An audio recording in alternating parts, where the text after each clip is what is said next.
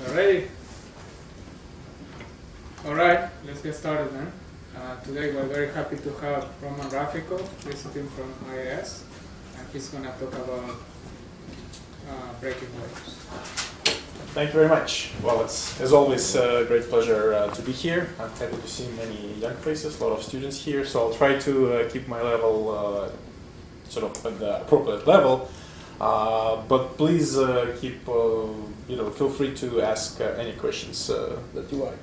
So I'll here in the corner there is a brief outline of most of the time talking about disks and developing the ideas for the density waves and their excitation, propagation, and evolution in all kinds of astrophysical disks.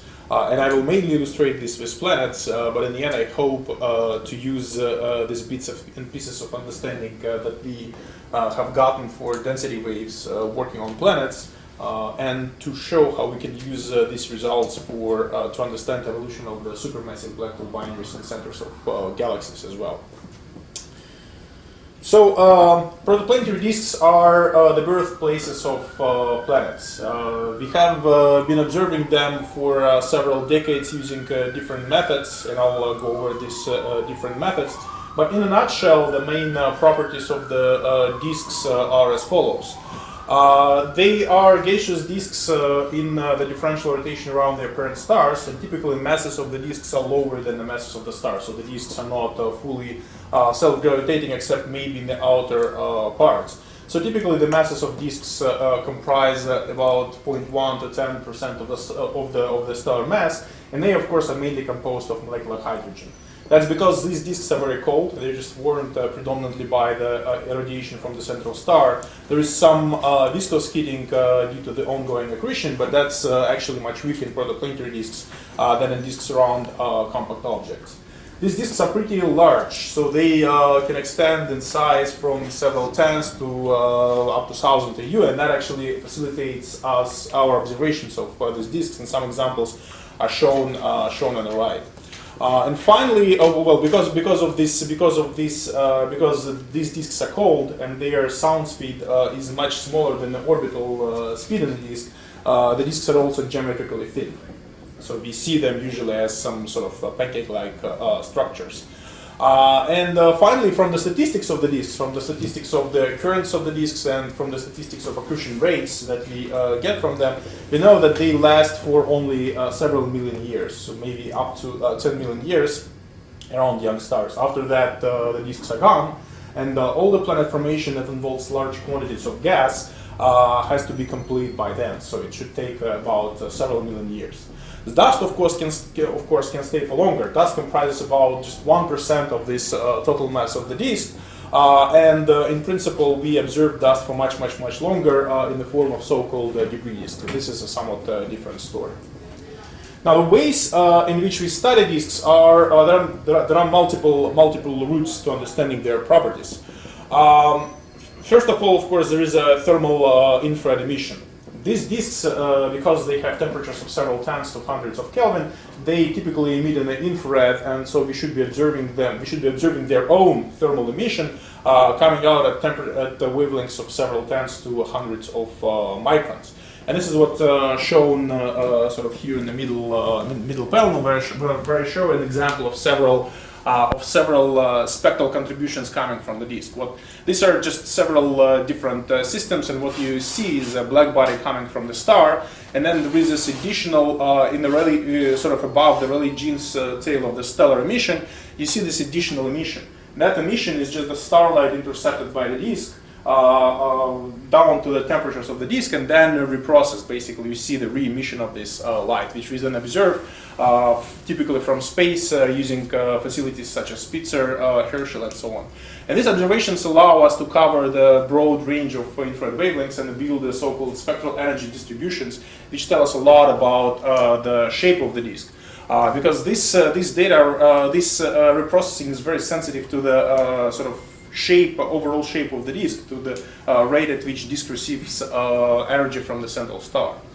Then we can also observe just a scattered light. So the central star is usually quite bright, and it emits in optical and near-infrared wavelengths. And if the upper layers of the disk are abundant in small dust particles, then these small dust particles with sizes comparable to the wavelengths of incoming emission will efficiently scatter this emission. And as a result, we'll see this scattered light, so the disk will be illuminated in this scattered light. These are photons that have been emitted by the star, scattered by the disk surface, and then detected by us.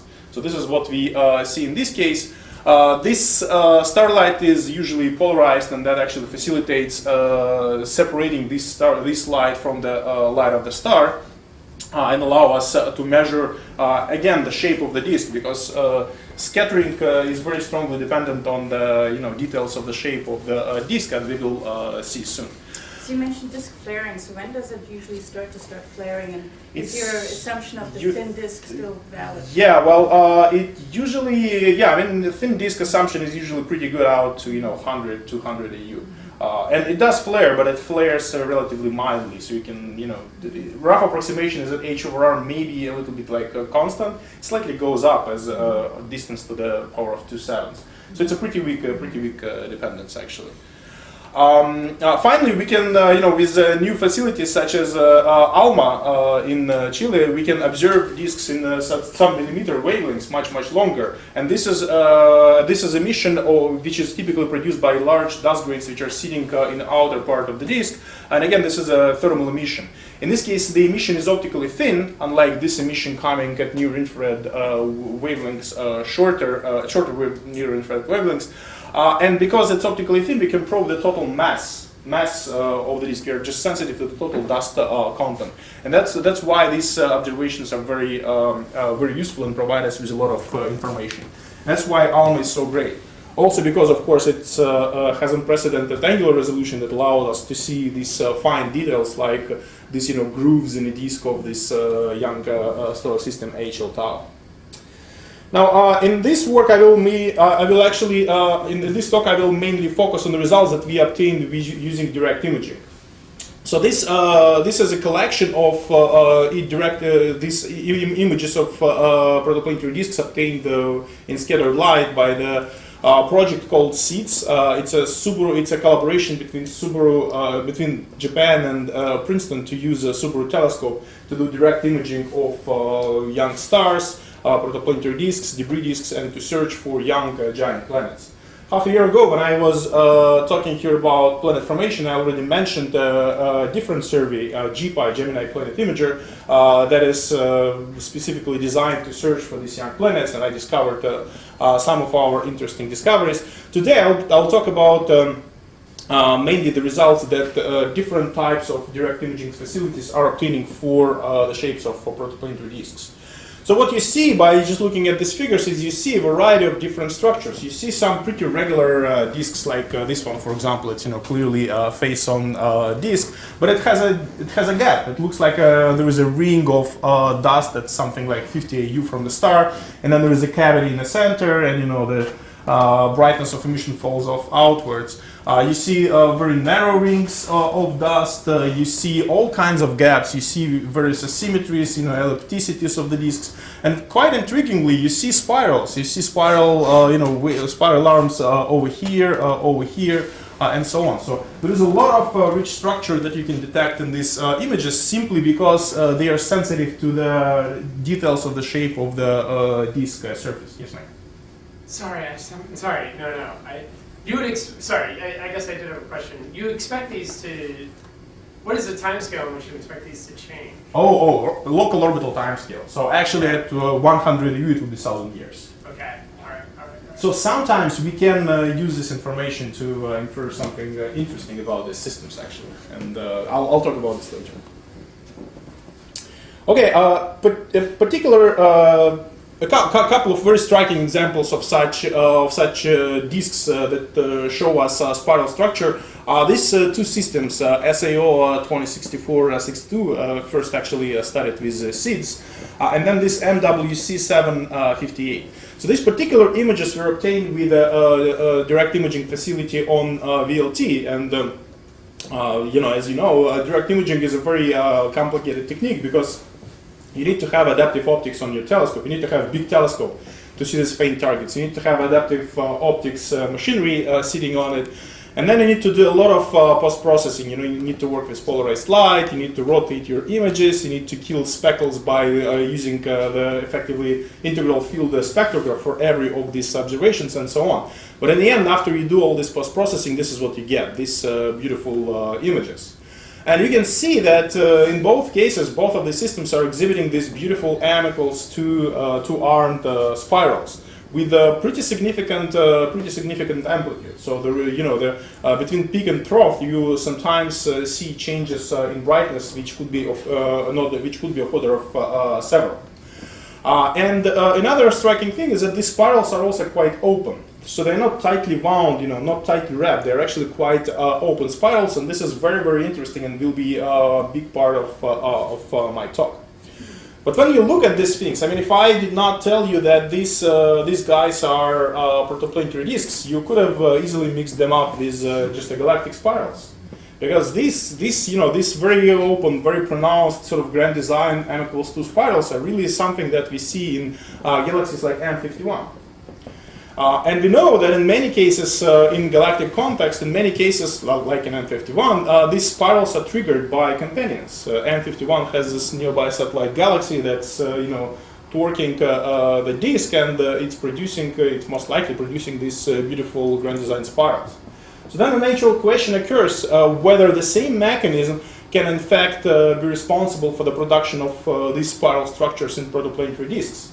That is there an underlying massive agent that's located somewhere in the system that's giving rise to these spiral arms? To understand the answer to this question, you need to understand how planets interact gravitationally with disks. That is what happens when you take a massive object, put it in a disk, let it move on a circular orbit or eccentric orbit, and try to understand what effect does this interaction has on the disk.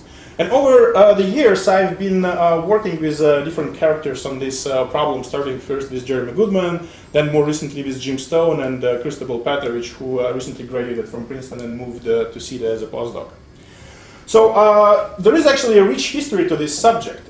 First ideas on tidal interaction were emerging in the end of 70s, and there were first papers by Lin and Papaloizio and Goldreich and Tremaine, very influential papers, which effectively laid out the basic understanding of this phenomenon. So here is basic representation of what happens when you stick in a planet on a circular orbit in a protoplanetary disk and let gravity affect the disk. Immediately when you do this, the planet launches this density wave, which in this case is pretty tightly wrapped, simply because the disk is quite cold in this case. And this density wave tends to run in front of the planet in the inner disk, simply because the gas spins faster than a planet goes in its orbit. And in the outer disk, of course, the opposite is true, and the spiral lags behind. Then the planet interacts gravitationally with this perturbation induced by its own gravity. So the perturbation itself is proportional to the mass of the planet, and then the coupling, the force, the gravitational force, is then proportional to the mass of the planet squared. So it's a quadratic effect in planetary mass. And the spiral on the back tends to pull planet backwards. Okay, and the spiral in front tends to sort of accelerate planet forward.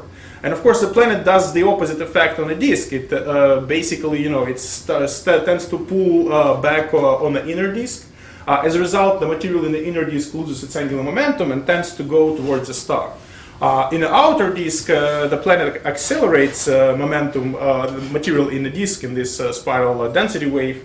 And this acceleration adds angular momentum to the gas and causes its semi major axis to increase. So as a result, planet tends to kind of carve out a gap around its orbit, and this is what Donald Lindenbell has called the donkey effect, because gravity wants to bring this gas closer, but the gas resists and actually goes farther away from the planet. So that general picture has been very nicely confirmed by simulations. We can do very nice simulations of this phenomenon, and one of the results of this exchange of angular momentum between planet and the disk is that planets actually migrate.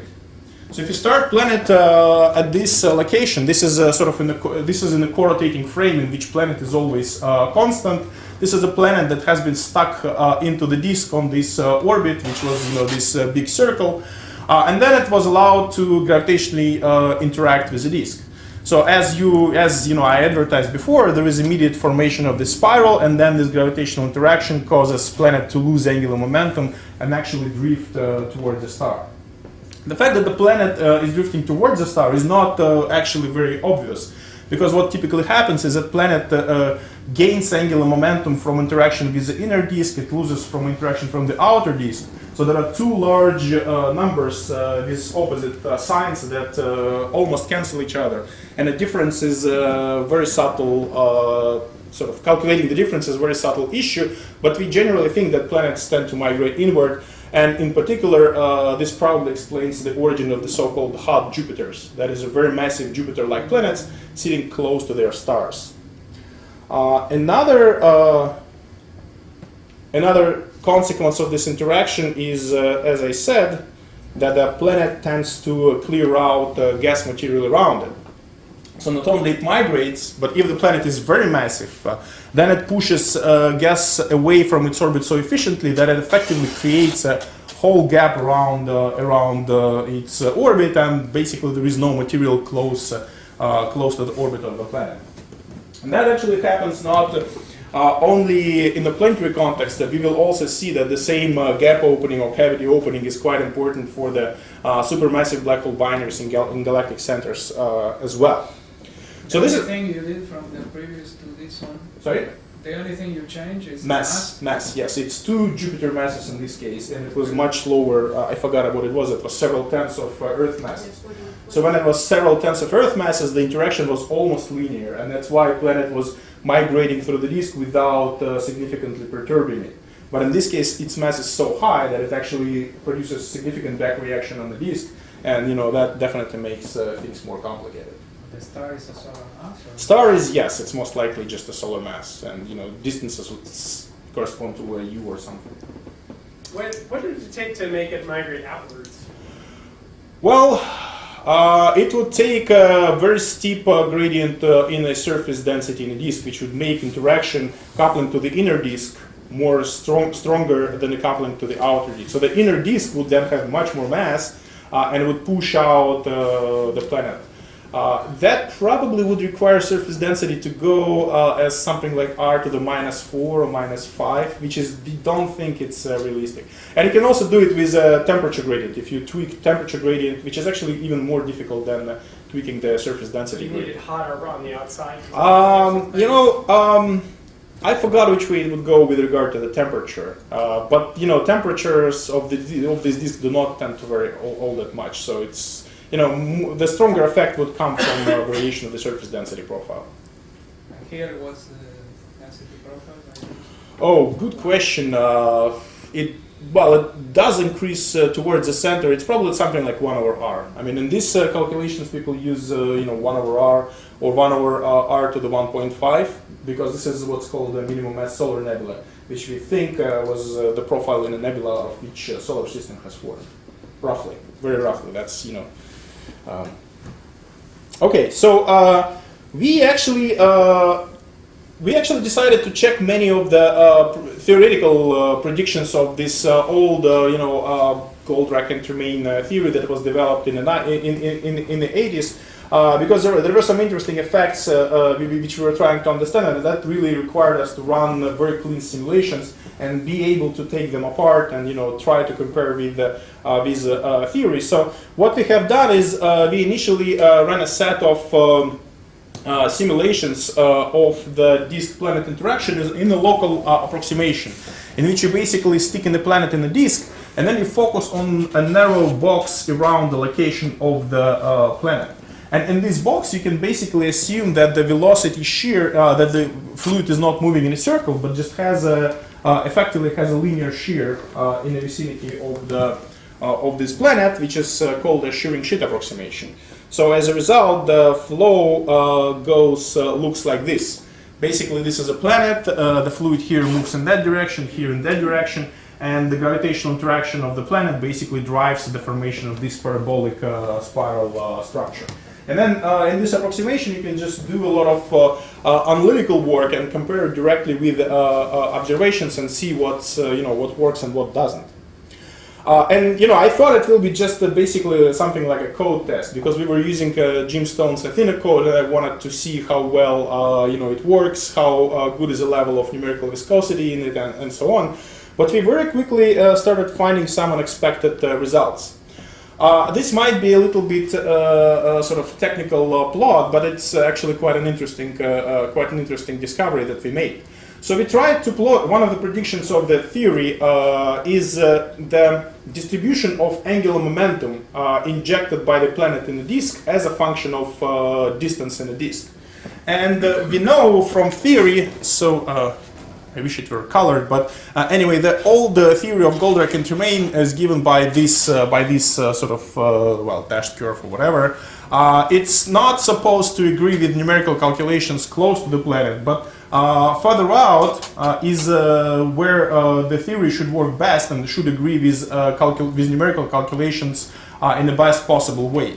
And the prediction made by Goldrake and Tremaine was that this quantity, this torque density, which is shown here, should just fall off with distance as distance to the force power. So it's a very clean prediction that there is just a simple power law fall-off. And what we found instead in our simulations is that this torque density actually changes sign. So that was like totally unexpected from these theoretical calculations, because they were always sign definite, and we were finding a completely different thing, that there is this big discrepancy. So what's going on? Well, it turns out that this is a real effect, and we were able to reproduce it in analytical calculations by looking more carefully at the linear calculations of this, this coupling between the planet and a disk, and that that calculation basically that allowed us to do some analytical work in which we predicted somewhat different analytical behavior than was predicted by the Goldrake and Tremaine. And so this is now numerical work. This is our analytical prediction, and you can see that it works very, very well. And the problem with the previous calculations, back from more than 30 years ago, was that they just too bravely took the results obtained in a Fourier space and they carried them into the physical space. And as a result, this calculation simply cannot be applied to this particular quantity, to the torque density, as a function of distance. This work was subsequently verified by some of the people sitting here in the audience. So Paul Duffel and Andrew have done actually global calculations of the same problem and found the same phenomenon, that at the separation of about 3 scale heights away from the radius of the planet, the torque density changes sign. So we felt like we were really vindicated when we saw the paper, when Andrew sent us the write-up. So that was really, really nice. Now, in continuation of this work, we kept working, on simulations of these disks and trying to understand the interactions between planets and their protoplanetary disks. And this is some work that I have been doing with Zhao Huanzhu, who is a postdoc at Princeton, and Rubing Dong, my former student, who is now a postdoc at Berkeley. So we got attracted to a very interesting problem. Remember, I mentioned that these spiral arms, for example, in this system are quite open, so they are not loosely wound. This is very surprising for a simple reason.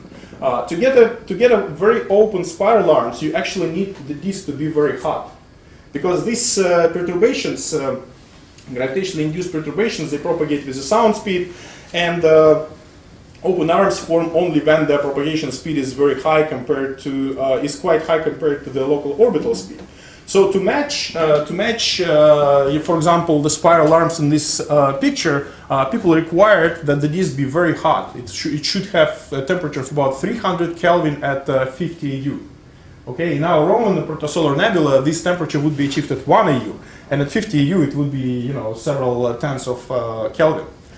Actually, these fits are done using a very simple linear theory of these global spirals, which I have developed in 2002. And this, for example, is a formula that's typically used to produce these fits, where h is this parameter characterizing the hotness of the disk. The hotter is the disk, the smaller is the value of this parameter. Oh, sorry, the larger the value of this parameter. And then alpha, betas, and betas are just some basically slopes characterizing the run of the surface density and of the temperature in the disk. So if you take this linear theory, then these particular people, Garufi et al., were able to get the best fit for their spirals, which consisted of actually 2 planets. So not 1 planet, but they needed 2 planets to produce this spiral structure. That's because typically single planet typically produces just a single-armed spiral, but you clearly see 2 in this case. And that was a big puzzle, so which made them to postulate that there are 2 planets in this disk. That's really weird because these planets, as you can see, are sitting very close to the same radius. So simply dynamically, this system is likely to be quite unstable. And overall, when you need to, even this fit is not very good. As you can see, this feature is not fit at all. I just, like hanging in the air. So that was a problematic fit, and we wanted to improve on this situation and try to understand what's going on here. So we did that by basically via some multi-stage procedure. First of all, we ran a new simulations of these disks in which we stuck in relatively massive planets with a mass. Here in this simulation, the mass of the planet is 6 Jupiter masses. So it's typically more massive than what is usually done. And you can see that already this spiral arm looks much more open than the spiral arms we have seen before. Then with this hydrodynamical 3-dimensional simulation, so it's fully 3D, we resolve all the vertical structure of the disk and so on, we can run a Monte Carlo radiation transfer through the whole simulation. And that's this second image. So it's basically processing this output of the simulations. We got the full image at sort of infinite resolution. Then to compare with what's observed by the telescope, we need to convolve it with the resolution of the telescope. And in the end, we find the following image, that a single planet does produce a very open 2-armed spiral pattern in a disk. With just without any additional tricks. So our interpretation of these spirals is that instead of, for example, in this image, instead of these 2 planets driving each of them individual spiral, sort of low mass planets, we actually have 1 planet that's exterior to this spiral and is driving naturally this whole structure in a way that is as the way as it is shown in this image. So we actually find a very pretty excellent agreement between what's going on and which suggests that the planet interpretation in this case is actually quite correct. Because previously it wasn't obvious that the planet could explain such an open spiral configuration. Now you might ask the question, why are we getting these open spirals? What's different compared to what's been wrong with the previous calculations? So specifically, I can see in terms of what you showed earlier, the kind of tidal interactions on the kind of arm that goes from the planet, but then the up above it. What is causing that? Well, yeah. So that's actually a very interesting question that we still. That's the extra one. That's extra. That's extra one. This is this one. This is this one that's emerging over here. Yes. So first of all, it's important to remember that what you're seeing here is a scattered light. So you're very sensitive to the shape of the surface. So here, this arm is not so pronounced. It's only seen very strongly in scattered light. But even here, the presence of this second arm is quite puzzling. And we still have not fully understood why it emerges, but it apparently is some nonlinear effect that appears when the mass of the planet is very large. So we tried, cranking up and down the mass of the planet, and we see this second arm to go away. So at very small masses, we end up with just one of these 2 single-armed features. But as the mass of the planet is increased, you do see the second arm to appear somewhere close to the 2-to-1 resonance with regard to the planet. That's why it's m equals 2 pattern all the time. There's some, I guess, maybe the answer to this is obvious, but I've never really considered it. Do the patterns that emerge from these sorts of things, do they matter for any subsequent planet formation in this disk? Well, let me address this somewhat later. Okay. Yeah, they do. They do. Okay. So as I said, the important thing is that the important thing for getting these particular open spirals in our simulations is that we stuck in a very massive planet in the disk. And when you do that, your perturbation to the disk structure becomes nonlinear, effectively. And nonlinearity is a very important player in this game. Because effectively the density waves are just sound waves which are propagating in a differentially rotating disk. But in the end of the day, they are just basically sound waves. And we know that sound waves tend to nonlinearly evolve and shock. When I talk to you right now, my sound waves propagate, and if it were not for other linear dissipative processes, they would basically turn into weak shock waves. So the same thing happens with a density wave. If you have a wave profile, then it turns out that the sort of more strongly perturbed part of the profile tends to travel faster than the part of the profile which has a negative perturbation of, let's say, sound speed or surface density. As a result, this causes a distortion of the profile as the wave travels, and at some point the distortion becomes so severe that you just develop this front crossing, you develop a shock effectively, and your profile changes into this effectively an N wave. This whole evolution is, it's very nicely described. There is a nice mathematical theory of it. It's all based on the inviscid Burger's equation, which has a nice solution. And you can actually do quite well understanding these nonlinear effects. So that's another thing that we try to understand with simulations, to just try to look for the nonlinear evolution of the density waves. And to do that, we just took our simulation box and did slices across this perturbed spiral pattern to see how does the wave profile is changing with time. And that's what is shown over here, where we just plotted a bunch of these profiles one on top of another to see this evolution. So you can see that initially our profile is sort of very tall and narrow, but as it propagates out, it gets broader and broader, and it steepens. You can see that at some point we switch from solid lines to dashed lines simply because we develop an infinite slope at the front of the profile, and this is just a formation of the shock. After you form the shock, then dissipation causes the evolution of the profile so that it loses its amplitude, but it keeps increasing its width. And we plotted the numerical results for the profile width and profile height as a function of sort of time-like coordinate, basically the distance from the planet, and compared it with theory. So simple theory of this nonlinear interaction gives the following predictions.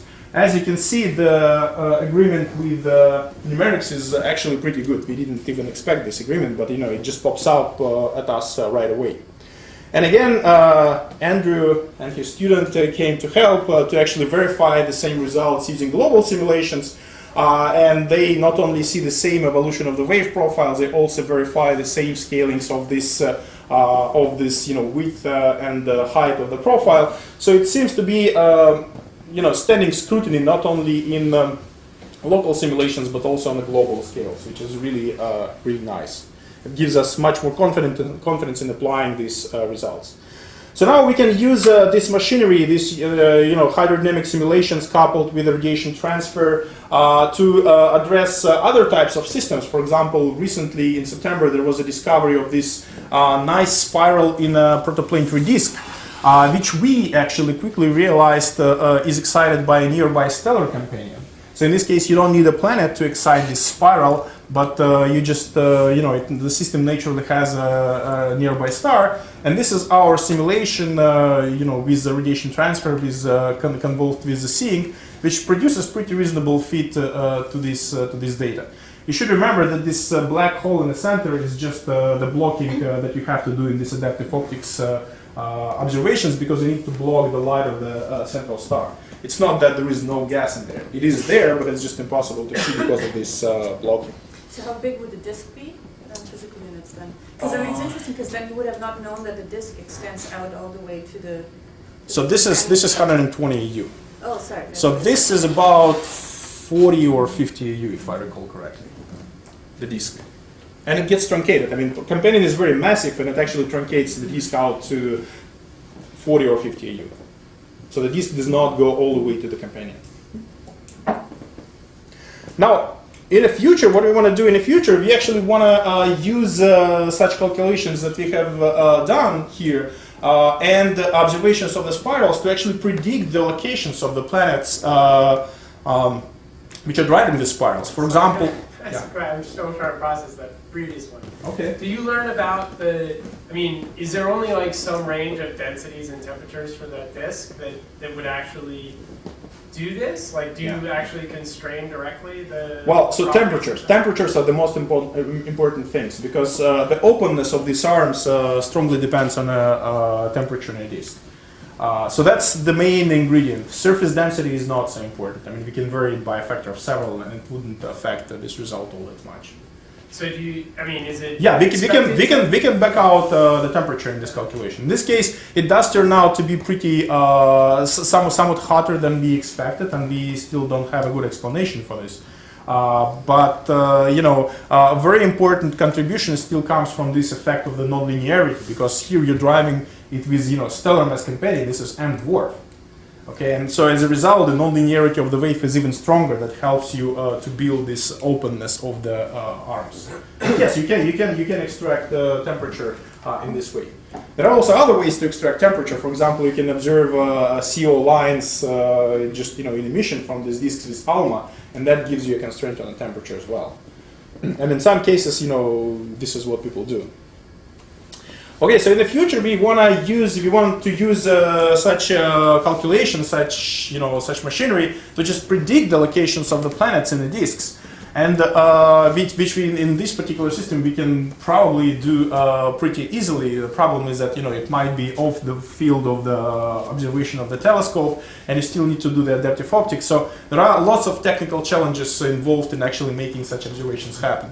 But we hope that we'll be able to do something like that in the future. As a proof of principle, quite recently, less than half a year ago, there was a very important announcement of direct detection of planet moving in a central gap of a big protoplanetary disk. So that announcement is important because this is the first detection of a planet in the process of formation. So this disk, this is, I think, this is the VLA observation of the sort of gas emission, and then what you see emission in the optical and emission in the infrared. These two blobs, which are, interpretation is that these are forming planets. This disk is still very young. We have never detected planets with ages less than 10 million years. So right now we are seeing these guys in the process of formation. This is why it's important to get more of these guys, which are still, deeply embedded in the protoplanetary disk, to catch how the planets form, how they accrete, to understand them from the very first stages of their emergence, and not, like hundreds of million or billion years after their formation, when they have lost all the memory of their initial conditions. So that's why I think this is a very promising direction, and this is what we will keep exploring in the future. Now, to come back to your question, Mike, whether these spirals can do something to the formation of the planets, sort of subsequent formation of the planets. Yes, it actually turns out that these spiral arms can be quite destructive, and this is something that I sort of understood several months ago. There was a paper in January where I tried to calculate what would be the time scale for accretion, sort of for evolution, for the disk evolution, driven by the presence of the spiral with the sort of surface density perturbation delta sigma over sigma of order unity. So this function psi characterizes strengths of the spiral effect on a disk, and typically its value for delta sigma over sigma of order 1, the value would be of order 0.1. So this estimate gives you sort of a relative number, that what would be a characteristic number on which the disk should evolve. And given that the time scales for the lifetime of the disk is typically several million years, this is at least an order of magnitude less, or maybe even more than an order of magnitude, and characterizes a very fast evolution of the disk that can be driven by the presence of the spirals. So it may be that whenever a disk gives rise to a massive planet, and this planet gives rise to a prominent spiral, then this spiral actually would destroy the disk very quickly on this characteristic timescale. And that, in a sense, the disks are self-destructing because they are producing these massive planets which generate spiral arms, and then the whole disk would get wiped out by this process. So this is just a possibility, and most likely it would work or help disks to dissipate only in some fraction of cases, but that's still something interesting, an interesting idea that I plan to explore in the future as well. So this would suggest that there should be no planetary systems with several hot Jupiters. Well, with several massive hot Jupiters. Massive? How massive? Well, like in this case, I mean, what we were talking before was like 6 Jupiter masses or so. And these guys were also sitting very large. I mean, these particular guys were sitting at large separations where you can see that this evolution timescale is very short. At smaller separations, it will be even more dramatic. Mm-hmm. So it might be that something might get formed closer in, would wipe out the inner disk, and then outside of the location of this planet, you would still have some room to form something else. So in principle, that is not impossible. Okay, good. So now let me switch gears and talk about something completely different, about supermassive black hole binaries in galactic nuclei. So this is a work which I have done with a completely different cast of characters. This is Jenny Green, whom some of you might know, at Princeton, and 2 graduate students, Wendy Zhu and Lyle Wang, who participated in this work quite a lot. So what is the motivation for this study? Well, we know that hierarchical growth of structure in the universe leads to frequent mergers of galaxies, and we have some observational evidence for this. These antennae galaxies, mice, very strongly interacting systems in the process of merger. And we know that in the process of merger, what happens is that stellar subsystems just get together in a big lump, either a massive bulge of a common galaxy or a big elliptical that forms as a result of the merger. We also know, according to M-sigma relation, that galaxies harbor supermassive black holes in their centers. So when the 2 galaxies, each of them carrying black holes, merge together, these black holes end up eventually in the common halo of the galaxy. And if you believe in merger trees, then at every point where you have mergers between galaxies, you will be injecting the black holes of each galaxy into the common halo and letting them grow and grow and grow. So the total mass in black holes in this combined galaxy can be actually quite large. So this quite naturally puts black holes in pairs or triples into the combined galaxy. And this is quite interesting. This is interesting for a variety of reasons. So first of all, if we were able to understand properties of these black hole binaries, this would probably give us a pretty good constraint on the merger history of galaxies. So it immediately projects on the history of large-scale structure formation in the universe, gives us important cosmological information. Second, of course, we were all recently very much excited by the detection of the gravitational waves from merging stellar mass binaries. So these beasts, these supermassive black holes, have masses of 10 to the 8, 10 to the 9 solar masses sometimes. So when they merge, that is really something spectacular on a gravitational wave scale. And there are proposed facilities. Well, unfortunately, eLISA looks like it's pretty doomed, but there are proposed things in Europe like eLISA, NGO, and so on. And right now, eLISA Pathfinder is testing the technology for building such a space-based antennae to detect gravitational waves with rather long period. So these are the sensitivity curves for this space-based antennae. This is sort of the LIGO. And these are actually the pulsar timing arrays. So this is a very cute technique when people are using millisecond pulsars spread over the sky to try to measure the background in gravitational waves. And they are actually able to, as this paper Shannon in 2013, who used the data from the Parkes pulsar timing array to set interesting constraints on different models of the growth of the black holes. Like, for example, they are able to exclude models. So this is basically the energy density in the universe in the gravitational waves produced by these merging black holes. This is a probability of different theoretical models, and they are pretty much excluding the models in which all the growth of the black holes is happening just by mergers, no gas accretion basically. So if you just keep them merging, so this is what you would get, and this is already significantly constrained, and these constraints get better and better.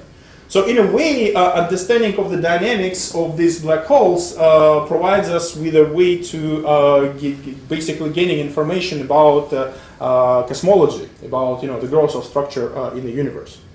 Now, do we know such systems? Are these systems real? Well, that's actually a good question. So we have a number of candidates. Probably one of the most famous candidates is OJ287. This is a system. It's a variable source in the sky that was known for, I think, about 150 years. That is known to periodically, roughly about every 12 years, to exhibit flares. And the flares typically look like this. This is, the flux in the radio, and this is, their decay.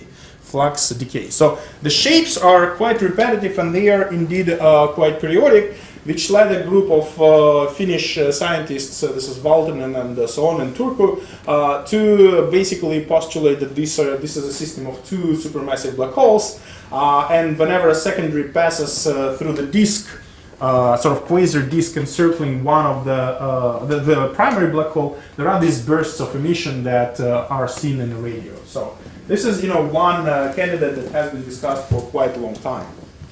Recently, with the advent of the time domain astronomy, with the advent of things like pan-stars, Assassin, PTF, and so on, we have started gaining a lot of photometric data, periodic photometric data, and there are other kinds of candidates which are emerging in a sample of quasars.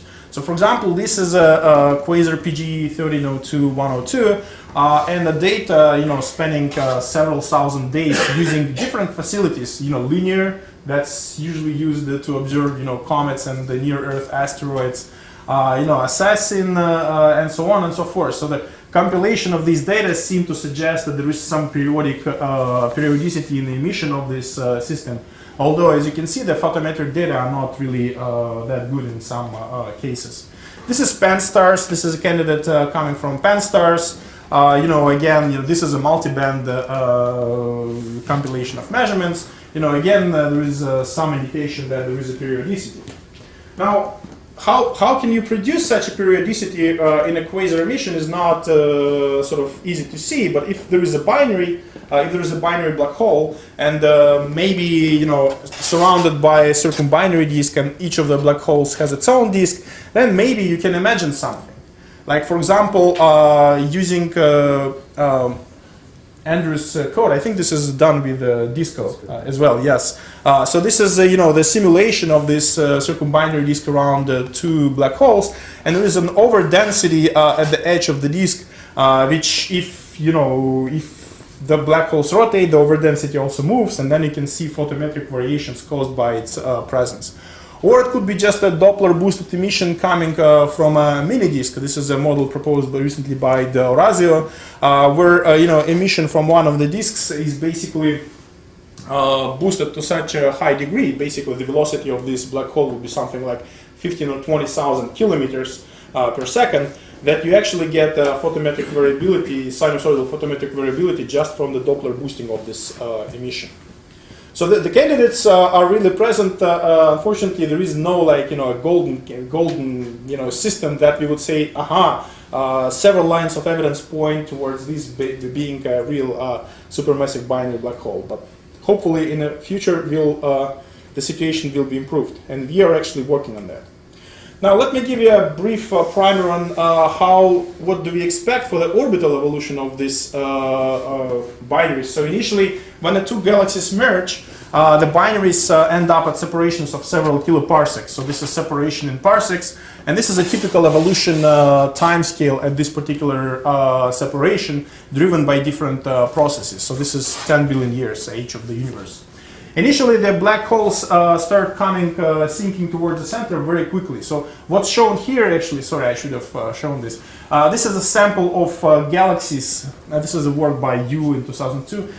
She took a sample of galaxies, about 30 or 40, and populated them in the center with the M sigma relation, with the black holes with the mass given by the M sigma relation. Then she assumed that this black hole is actually a binary. And she tried to calculate, given that she knows the properties of the galaxies, she tried to calculate what would happen to these black hole populations. And you see that invariably, in all these systems, the situation is quite similar. Initially, the black holes sink towards the center as a result of dynamical friction due to the motion through the stellar halo. Then at some point around 10 parsecs, they become hard. That is, now the black holes are mainly lose their energy and shrink by scattering individual stars. So it's a strong scattering of individual stars. And then at some point, as they get even closer, at some point gravitational wave emission takes over, and these tracks are basically the emission of gravitational waves, very fast in spiral in production of this burst of the gravitational wave emission that we might hopefully one day see with eLISA.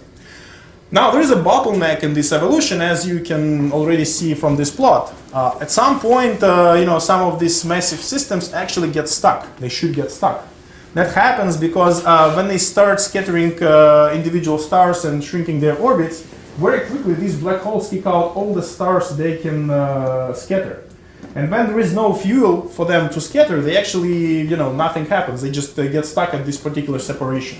And this happens usually around 1 parsec, and that's why this particular issue has been called the last parsec problem.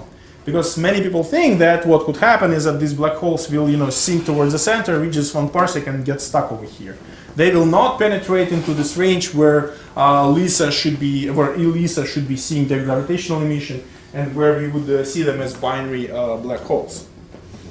So that's just sort of a brief description of this. This description of the evolution did not take into account the presence of the gas. And at least to get these electromagnetic signatures, that we see from this system, this photometric variability and so on, you need a gas. You need the presence of some emitting agents. Also, if single black holes can operate as quasars. That means that there is a gas supply coming from large separations. And this gas supply doesn't care whether there is a single black hole in the center or it's a binary, because this is such a small scale. So the gas will still be falling in the center, and now it will be encircling not a single black hole, but 2 black holes. And what will happen in this case is actually quite interesting. And that again brings me back to this issue of the tidal coupling and to the issue of density waves, nonlinear evolution, breaking, formation of shocks, and so on. So as an illustration, this is a series of snapshots from SMBH simulations of binary black holes surrounded by a disk. They orbit, they very quickly produce very complicated structures, they drive density waves, large amplitude density waves, that again shock, dissipate, transfer angular momentum to the disk. There is a cavity that's an analog of the gap that I have shown to you in a protoplanetary case, but now it's a whole cavity. They are so massive, these black holes, that they're just cleaning out the gas completely from the region that is roughly twice the same major axis of this binary typically. And so all of the understanding of the tidal interaction that we have gained in working with protoplanetaries can actually be transferred to these systems as well. And we can do some useful predictions. In particular, one can sort of try to understand the amount of angular momentum injected by the black holes in the inner part of the disk, and see how this angular momentum gets propagated by the viscous stresses out in a disk, and how that affects the disk itself, and how that affects the orbit of the binary. Okay. So do you assume equal mass supermassive black holes? It doesn't matter. I mean, people have explored both equal mass, unequal masses, and so on to try to understand the physics of these things.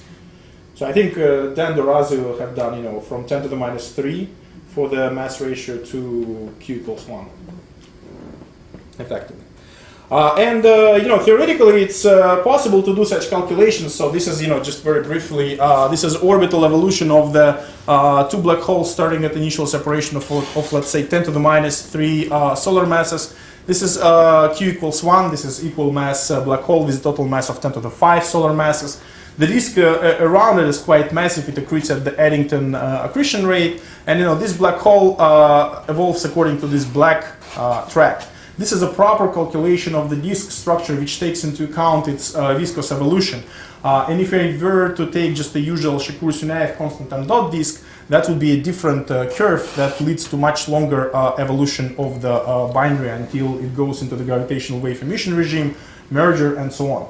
But the point of this plot is just to show that we, in principle, have machinery to try to understand orbital evolution of these systems, to try to understand what happens to the disks around them, and to predict the time scales which such binaries should spend at each particular separation. Now, that's important because in the last 5 minutes, I'll hopefully cover some observational applications of this theoretical work that I have just described. So with Jenny Green, we had this idea of trying to constrain the population of binary black holes using spectroscopic data obtained by Sloan Digital Sky Survey. So the idea was to try to take quasars which have repeated observations at different epochs. And then if we look at the spectral line, in this particular case we picked out the magnesium-2 broad line, look at it at different epochs, and then see whether there is maybe a shift between this line at two different epochs that could signify that this line may be produced by one of the components of the binary that's in orbital motion around another component. So the typical velocities that you expect for such a motion, are pretty high. It's several thousand kilometers per second. On the other hand, you have to remember that the width of the line is also quite large. It's 10,000 kilometers quite easily. The timescale for this evolution, this is an orbital timescale for 10 to the 8 solar mass black hole at a separation of 0.01 parsec. That's about 10 years. So it's doable, on a graduate student lifetime. This Sloan observation definitely had a whole spread of sort of cadence times for repeated observations from several days to several years. For this particular work, we used 4,000 quasars which had repeated observations. These are basically our basic assumptions that we are detecting that these line shifts are really coming from the orbital motion and that only one supermassive black hole binaries acts as a quasar. Because if we would have two, then we would have two sets of spectral lines dancing back and forth, and that's a pretty difficult situation to disentangle. So we were focusing on this particular simple interpretation. And then these are our results. Out of these 4,000 quasars, they all had different qualities. Out of these 4,000 quasars, we found 7 candidates which were exhibiting shift in their spectral lines, which was significantly larger than something like 3 or 5 sigma. I forgot what we assumed for that. And then we went on and decided to interpret this presence of the 7 candidates out of 4,000 as in terms of the population, not population synthesis, in terms of the models of the black hole population. So our observations were sensitive to quasars only, to binaries in this range of separation only. Knowing the mass functions of the binaries, we knew that. Then to convert the presence of the 7 candidates out of 4,000 in this range of separations, we needed to know the residence time of binaries at this range of separations and compare it to the whole big sample. And this is where sort of my theoretical expertise was demanded. I just calculated these residence maps of the residence time, basically the time that a binary with a particular mass on this axis spans at a particular semi-major axis, and then we ran it through through the whole machinery, processing this data, and derived the result that only less than 16% of the quasars in our sample could be in these binaries. So just coming out from these 7 candidates. And that's, varying the assumptions for like the Eddington ratio, mass ratio of the systems, and so on. So I don't, I guess maybe you'll talk about this since it's kind of your last point here. Mm-hmm. But I mean, the broadline region should be bigger than this separation. Oh yeah, well, right? see, this is it. Oh no. I mean, we are assuming that broadline region is smaller, so that the black hole is carrying its own broadline region, and so the broadline region small relative to. Yes, so unfortunately this did not come out very well, but these are the curves showing the broadline region size in each case. So for low mass accretion rates, when the Eddington ratio is about 0.1, there is some range where we are not sort of punished by the broadline region. But for high mass accretion rates, broadline region doesn't leave much room for this, basically for being a separate entity that's in orbital motion around the second black hole. So that's a big issue, and that's indeed something that might help to understand my last point, last slide. So first of all, this is still in preparation, but what Jenny has done is she actually, and a student of her, went on and reobserved these 7 candidates. And we found that none of them are actually binary black holes, because their velocity evolution was totally inconsistent with what we had from these previous epochs. Then we also added Bose quasars with repeated observations, and based on these combined samples, now the constraint. I mean, I think we have just one possible candidate, but it might be. That has this big velocity offset. So now the constraint is no longer 16%, but it's actually 1.6. Less than 1.6 of these quasars can harbor supermassive black hole binaries. Now that's a very low number, and that's actually consistent with the recent results coming from the pulsar timing arrays, which are also finding the deficit of the gravitational wave background associated with this population of merging black holes. Specifically in this, within this range of periods, about 10 years. So we seem to be in agreement with them. However, as you correctly pointed out, there is this difficulty related to the presence of the broadline region. When the broadline region starts overtaking the whole binary, then it's not obvious you would have this orbital shift easily observed. You could hide a lot of binaries in. Sorry? You could hide a lot of Yes, binaries. yes, exactly. On the other hand, you still would need to cross this part of the phase space, to which we have some sensitivity. And if there are binaries over here, we would be able to see them.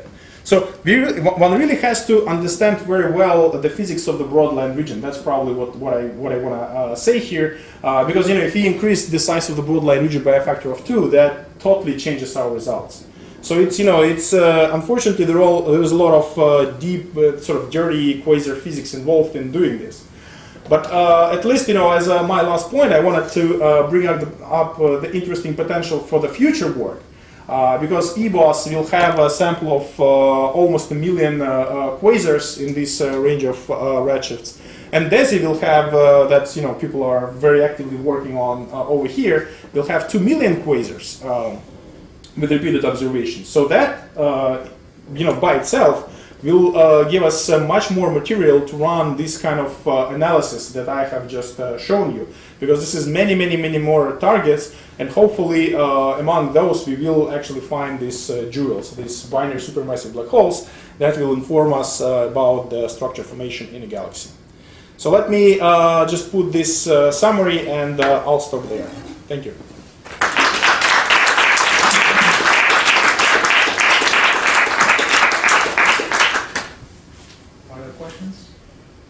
So this lack of binary black hole systems, it's really challenging the models of black hole mergers.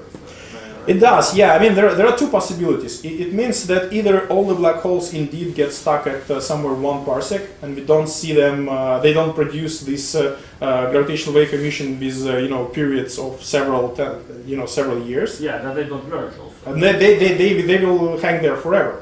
Or actually, it might be that they evolve so quickly through this range of separations that there are not too many of them in this range, and again, they don't produce enough of the background with this frequency. So which idea is right? I don't know. I mean, in our calculations, we are already putting very optimistic assumptions about how the black holes will be merging. So we are considering quite fast mode for the merger of the black holes. Any stellar dynamical processes would not add sufficiently to that. So we are already quite optimistic, and that does suggest that maybe indeed there could be a large population of black holes which are hanging around 1 parsec and simply are not shining. Yeah, but then we wouldn't have enough supermassive black holes, as I understand. I mean, it would be impossible to. I mean, they could grow just by gas accretion, just purely by gas accretion, without merging with their peers. But isn't it Ellington limited, so they can Yeah, grow sure. fast enough? But the saltpeter timescale is what? It's 50 million years or so. So it's exponential timescale for the black hole. Okay. I thought this is barely enough to Well, yeah, I mean, for this first quasars with masses of 10 to the 10 solar masses at very high redshift, that does become quite challenging. That's why people are seriously discussing super Eddington modes of accretion for the black holes.